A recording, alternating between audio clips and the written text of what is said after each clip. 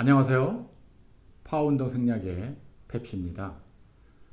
온 나라가 바이러스 때문에 굉장히 시끄럽죠. 바이러스는 이렇게 스파이크 단백질이 있어서 이것이 우리 몸에 감염을 시키는 중요한 요인이 됩니다.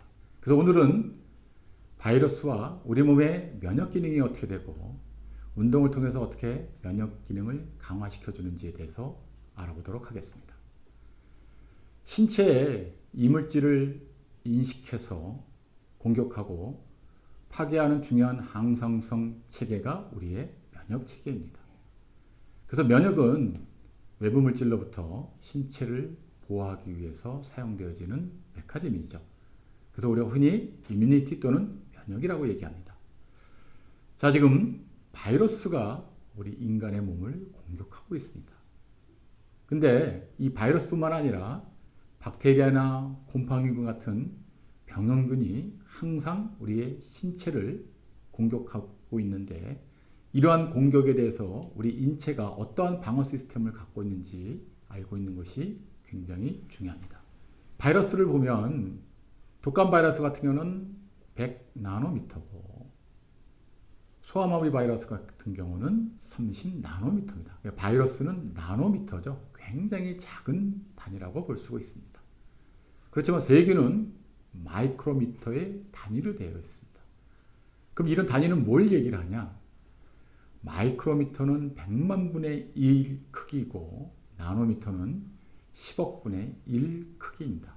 그렇기 때문에 바이러스가 우리 신체에 더 침투하기가 굉장히 쉽다는 것을 알 수가 있는 거죠.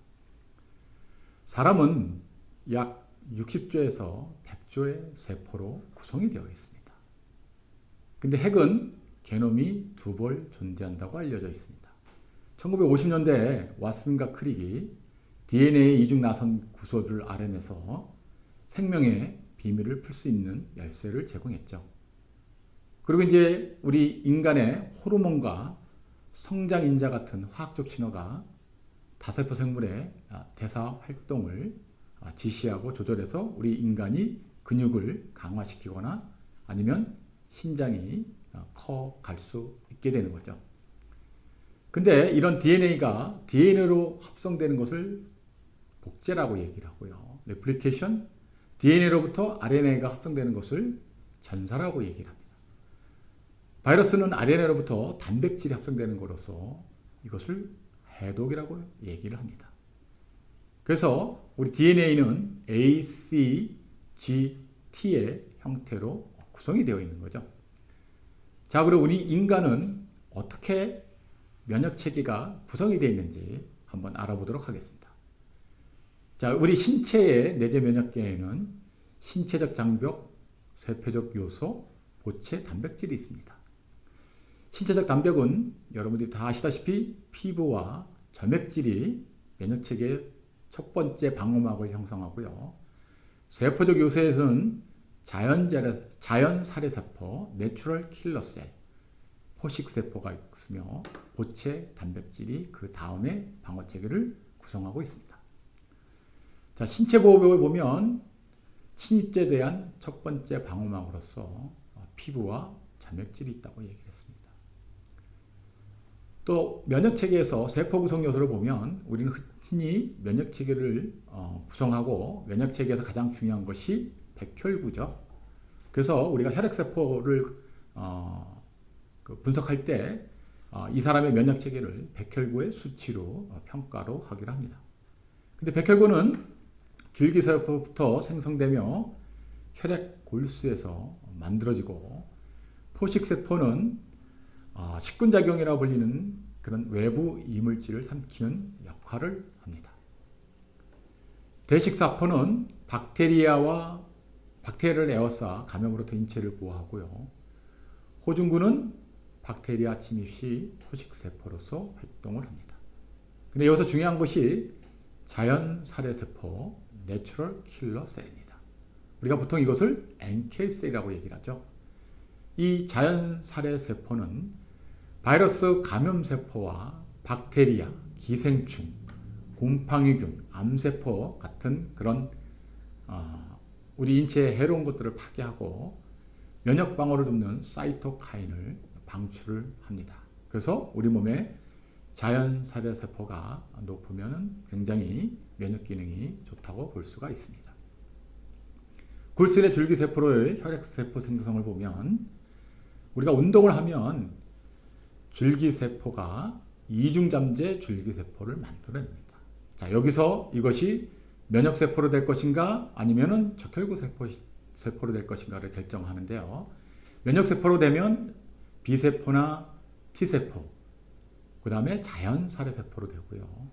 적혈구 세포로 만들어지면서 여기서 단핵구나 아니면은 거획구로 해서 우리의 대식세포로 진화하거나 아니면 혈소판을 만들게 되는 겁니다. 그래서 혈액에서 이러한 적혈구 세포나 아니면은 면역세포에서 백혈구 세포로 만들어져서 우리 몸의 기능을 담당하게 되어 있는 거죠. 자, 고체계는 20개 이상의 단백질로 구성이 되어 있습니다. 주로 간에서 생성되며 혈액 조직과 높은 농도로 존재하는 거죠. 그래서 이 보체계는 침입한 박테리아의 표면에 표식을 해서 포식세포가 인식하고 죽을 수 있게 알려줍니다. 그리고 다른 면역체계 인자를 구성하는 화학물질을 만들어내기도 하죠. 자, 면역체계의 개요를 보면 백혈구의 외부 침입에 대한 보호 기능을 보면 호중구가 있습니다. 근데 이 백혈구가 생성되는 것이 호중구, 그 다음에 호용기구, 호상구, 단핵구, 거획구 여러 가지가 있는데 이 호중구를 보면 이것은 식분작용과 염증 관련 화학물질을 방출을 하는 거죠. 그 다음에 백혈구에 대해서 가장 중요한 것이 자연살해세포라고 얘기했습니다. 이거는 마찬가지로 골수에서 생성이 되고 바이러스에 감염된 세포와 암세포에 직접적으로 부착돼서 살해하거나 아니면 항체 의존 면역 반응에서 살해세포로서의 기능을 하는 거죠. 자, 여기에 또한 B세포와 T세포도 있습니다. B세포와 T세포는 이따 말씀드리겠지만 후천적 면역 기능으로서 우리 몸에 제2의 방어막을 구축하고 있다고 볼 수가 있습니다. 자, 후천적 면역 체계는 거의 모든 유형의 병원균으로부터 보호하는 데 적응하며 선천적 면역 체계가 제거할 수 없는 바이러스로부터 우리 신체를 보호합니다. 그래서 B세포와 T세포가 대표적인 후천적 면역 체계의 세포라고 볼 수가 있습니다. 후천적 면역 체계를 우리가 적응 면역 체계라고 얘기를 하는데요. 이 B세포는 우리가 보통 B림프라고 얘기를 합니다. 그래서 혈액을 항체를 분비해서 박테리아 감염과 바이러스성 감염을 방지해 주고요. 1억 가지 이상의 다른 종류의 항체를 골수에서 생성할 수 있게끔 도와줍니다. 여기서 가장 중요한 것이 IgM인데요. IgM은 보체 연쇄 반응을 활성화하고 감염세포로부터 바이러스를 막고 중화시켜주는 역할을 합니다. 적응 면역 체계의 또 다른 것은 T세포입니다. 몸에서 단백질 항원을 인식해서 제거해주고 흉선에서 만들어지는 것을 우리가 T세포라고 얘기하는 거죠.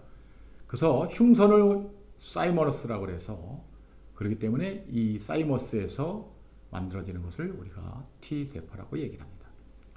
T세포에는 자연 살해세포 NK셀과 헬퍼 T세포, 사이토카인을 분비하고 조절 T세포, 면역기능 조절에 관여하는 세포를 있습니다. 자, 우리 운동과 상기도 감염의 제형 모델을 보면 자기 몸에 맞는 적정한 강도의 운동을 해야지만이 호흡기 질환의 감염성이 평균보다 굉장히 낮아지게 되는 거죠. 근데 자기의 체력 이상으로 과도한 운동을 했을 경우는 호흡기 감염 위험성이 2배 이상 증가하기 때문에 그렇기 때문에 운동은 자기 몸에 맞는 적정한 운동 강도로 하는 것이 굉장히 중요합니다. 그래서 우리가 상기도 특히 목에 감염되는 그런 확률이 과도한 운동을 하는 운동선수들이 높기 때문에 이런 제2형 모델을 기억을 하셔서 가장 본인에 맞는 개별 적정한 운동 강도로 운동을 하시는 것이 굉장히 중요합니다. 그래서 중강도 유산소 운동은 감염으로부터 우리 신체를 보호하는데요. 20분에서 40분간의 중강도 운동이 면역체계에 굉장히 이로운 효과를 가져옵니다. 그래서 우리가 운동을 하면 모든 연령의 남성과 여성에게 자연살해세포, 호중구, 항체 혈액 수치를 증가시키기 때문에 우리 몸의 면역 기능을 향상시킬 수 있습니다. 고강도 장시간 유산소 운동은 우리 신체의 감염 위험을 증가시키는 거죠. 그 장시간 운동을 하는 것은 좋지만 고강도로 운동을 하면 B세포나 T세포, 자연살해세포의 혈액 수치를 감소시키고 자연살해세포의 활동과 T세포의 기능을 감소시키며 호중성 식균작용이나 타액의 IgA의 수치를 감소시키고 염증을 유발하는 사이토카인을 증가시킵니다. 그렇기 때문에 우리가 운동할 때는 항상 중강도 60에서 85% 정도의 그런 최대 심박수 강도로 해서 운동을 하면 우리 면역 기능을 향상시킬 수가 있습니다. 자, 오픈 윈도우 이론이 있는데요. 우리가 운동을 할 때 1시간 운동을 하면 면역 자극을 활성화시켜서 우리 몸의 면역 기능이 활성화됩니다.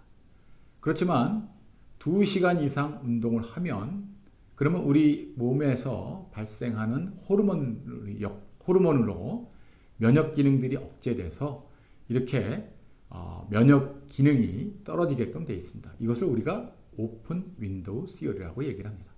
그래서 항상 운동을 하고 나서 회복을, 휴식 시간을 어떻게 하느냐가 굉장히 중요한데요. 이렇게 고강도 운동을 장시간 동안 했을 때 회복을 적절하게 조정을 하셔서 오픈 윈도우 시오리처럼 면역 기능이 억제돼서 바이러스나 아니면은 감기 같은 데 걸리지 않도록 조심하는 것이 매우 중요합니다. 자, 고강도 운동선수들의 감염 위험을 보면요. 고강도로 운동을 하면 병원군의 노출이 증가하고 그 다음에 운동을 통해서 면역이 억제되기 때문에 그렇기 때문에 감염의 위험성이 굉장히 증가하는 거죠. 그래서 운동이 끝난다면은 충분한 수면과 그 다음에 아주 영양소가 풍부한 식이 그리고 자기가 스트레스를 해소할 수 있는 그런 방법으로 휴식을 취하면 감염의 위험성을 감소시킬 수가 있습니다. 염증은 면역 반응으로 나타나는 현상이죠. 그래서 우리 염증이 나타나는 것이 처음에 나타난 것을 우리가 급성 염증이라고 얘기를 합니다. acute inflammation인데 이것은 통증이 생기거나 아니면 부기가 올라오거나 얼굴이 빨개지거나 하는 것이 우리가 급성 염증이고요. 이런 이유는 손상 부위로 혈류량이 증가하게 되기 때문에 이런 현상이 나타나게 되는 거죠. 근데 이런 것이 지속이 되면 만성 염증 현상이 나타납니다. 크로닉 인플레이메이션인데요. 만성 염증이 나타나면 그러면 지속적 감염 및 지속적으로 면역 반응을 활성화시키는 거죠. 그래서 사이토카인이 증가하고 우리 몸에 그런 붓기가 지속적으로 유지가 되는데 비만인 사람이나 또는 나이가 드신 분들은 이런 모두 만성 염증과 관련이 굉장히 높습니다. 자, 규칙적 운동은 노화 면역 체계의 친구인가 적인가? 자, 우리가 규칙적으로 중강도 유산소 운동을 하면 면역 기능이 개선이 됩니다. 그래서 이 운동은 백신 반응을 높여주고 T세포수를 증가시켜주며 염증성 사이토카인의 농도를 저하시켜주는 거죠. 그리고 호중성 포식세포의 활동을 증가시켜줍니다. 그래서 적정한 중강도의 유산소 운동은 우리의 면역 기능을 활성화시켜준다고 볼 수가 있습니다. 자, 오늘은 바이러스와 면역에 대해서 강의를 하였습니다. 적절한 운동 강도, 특히 중강도의 유산소성 운동으로 규칙적으로 운동하시면 신체의 면역 기능을 향상시켜서 여러분들을 바이러스로부터 보호해 줄 겁니다. 감사합니다.